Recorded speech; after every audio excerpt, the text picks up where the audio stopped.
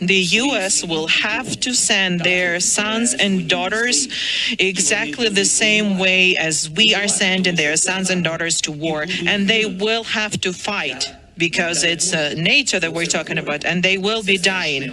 Is this the future that Zelensky wants? He said this a few years ago, contemplating what would happen if a NATO nation was attacked by Russia. Now, the divide between Ukraine and the United States grows as the plan for peace drifts further and further away. Democrats within the Senate are shutting down peace talks as they fail to come up with an alternative. The latest polls show great news for President Trump and bad news for Democrats. And Zelensky claims that it's not going to be simple to remove him as Ukraine's president. Now, we have a lot to talk about, so let's go and get things fired up with Europe's pledge to the Ukraine. By the way, guys, appreciate you guys hitting the like button and subscribing to the channel. After his Oval Office dressing down on Friday, Ukrainian President Volodymyr Zelensky faced a much friendlier group today as he met with European leaders in London. Zelensky said he's still ready to sign the minerals deal he was in Washington to sign on Friday and wants to repair his relationship with President Trump. Special correspondent Malcolm Brabin in London has our report. What a difference a weekend makes. After being humiliated in the Oval Office, President Zelensky was back in the warm embrace of fellow Europeans bearing gifts. Very, very welcome here in Downing Street. As peacemaker between Ukraine and the White House, Britain's Keir Starmer reported back to President Trump. The United Kingdom, along with France and possibly one or two others, will work with Ukraine on a plan to stop the fighting, and then we'll discuss that plan with the United States. Then, at a special security conference in London, Zelensky was promised more support from what Starmer calls a coalition of willing European partners. We are at a crossroads in history today. This is not a moment for more talk. It's time to act, time to step up and lead, and to unite around a new plan for a just and enduring peace. And the fact is this: Vladimir Putin is a brutal dictator. Russia started this war. And the entire pretext for that meeting yesterday was an attempt to rewrite history in order to sign a deal with Putin that hands Putin Ukraine. That is disastrous for U.S. national security. That means that China will be on the march. Putin may not stop. America may be at war with a nuclear power. And for what? For what?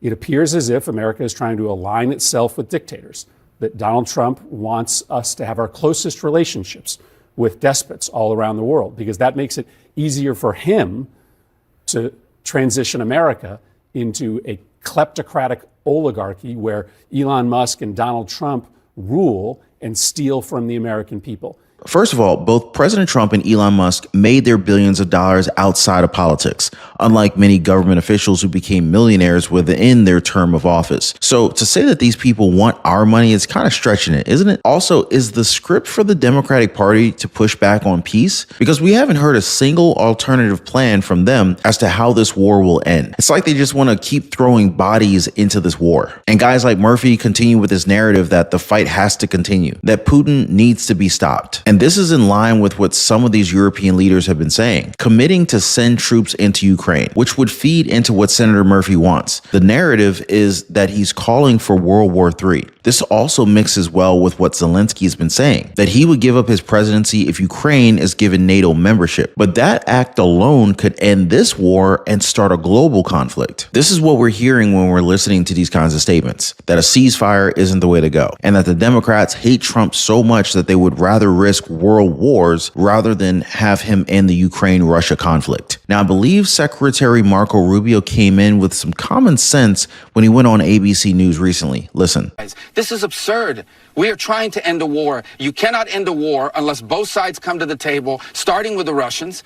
And that is the point the president has made. And we have to do whatever we can to try to bring them to the table to see if it's even possible. I'm not promising you it's possible. I'm not telling you it's 90% likely. I'm saying it's 0% likely if we don't get them to a negotiating table. And the sooner everyone grows up around here and figures out that this is a bad war that's heading in a bad direction with death and destruction and all kinds of dangers surrounding it that could spiral into a broader conflict, the sooner people grow up and realize that, I think the more progress we're going to be able to make. But But the president's crystal clear. He campaigned on it, and he's going to govern on it. And that is, he is going to be a president that tries to achieve peace, and he has been very clear this is a war that would have never happened had Donald Trump been in the White House, and it needs to end, and we're going to do everything we can to end it in an enduring and sustainable and fair way. Hey, by the way, guys, if you're one of the real ones who really enjoy what we do here on the channel, you've got to check out the Inner Circle. This is where our true supporters get exclusive access to content that I just can't share here, completely commercial free.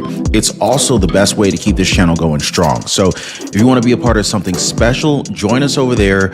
Links in the description or in the pinned comment down below. That's exactly the point that's being made by both President Trump and Vice President J.D. Vance. We have to grow up and we have to understand that not everything's going to go our way. And Zelensky, he has to realize that Joe Biden isn't in office anymore. He's dealing with a president who will put his foot down when necessary. Now, I want to read you a part of Zelensky's interview with British media, claiming that it's not going to be simple to replace him as Ukraine's leader. So here's what he said. If they replace me, given what's going on, given the support, simply replacing me will not be simple. It's not enough to just hold an election. You need to also not let me run. This will be a bit more difficult. Looks like you're going to have to negotiate with me. And I said that I am exchanging for NATO. Then I fulfilled my mission. So his mission isn't peace. It's to pull Ukraine into NATO, which again is something that President Trump won't allow to happen. But even as he said this, Zelensky gave himself a way out, claiming that he's still ready to sign the U.S.-Ukraine minerals deal, which has me a little bit confused because why didn't you start with this when you came into the White House to begin with? Because if he had said that in the first place,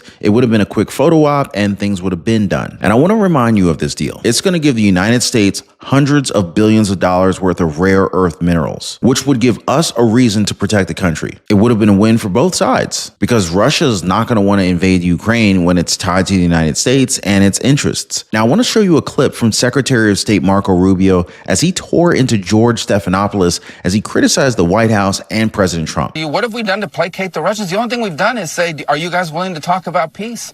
I say the same point. We're not giving that. We haven't given. You voted with North Korea and Russia and you voted with North Korea and Russia and Belarus in the United Nations and against our Western allies. No, let me tell you. All right. So you know what do you know what the United Nations resolution was? I'll tell you if you want to hear what it was. It basically said this has been a horrible war. It's time for it to end. The job of the UN is to bring about peace in the world. I thought that's what the UN was created to do, to stop wars and to prevent them. And that's what the resolution did. Was it antagonistic towards the Russians? No.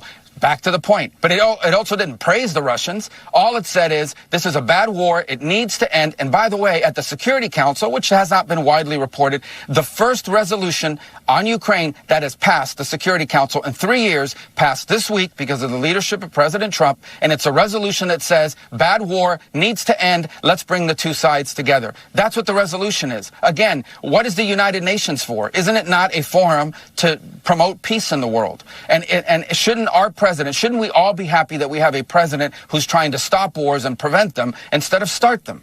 And I just don't get it. I really don't, other than the fact that it's Donald J. Trump. If this was a Democrat that was doing this, everyone would be saying, well, he's on his way to the Nobel Peace Prize. It's quite funny when you got a president who wants to end a war and he ends up getting called out, right? And we've got a lot of this negativity from mainstream liberal media and Democrats questioning President Trump's moves when it comes to Ukraine. Although if you ask the American people, a majority would say that they're fine with what he's doing. In a recent poll, 62% of Americans said that Zelensky was offensive in the meeting with President Trump in the Oval Office. 69% also believe that the United States has the most negotiating leverage to end the conflict. For the first time in a long time, Americans saw a president defending the people of this country. And that's something that Democrats just can't accept. But here's my question for you guys. Do any of you think that Ukraine's president disrespected our leaders and this nation in the Oval Office? Now, I want to redirect you to a previous video I did, guys. I covered how Congresswoman Alexandria Ocasio-Cortez may be in deep trouble. This is because of her work to try and help illegal immigrants avoid ICE and deportation.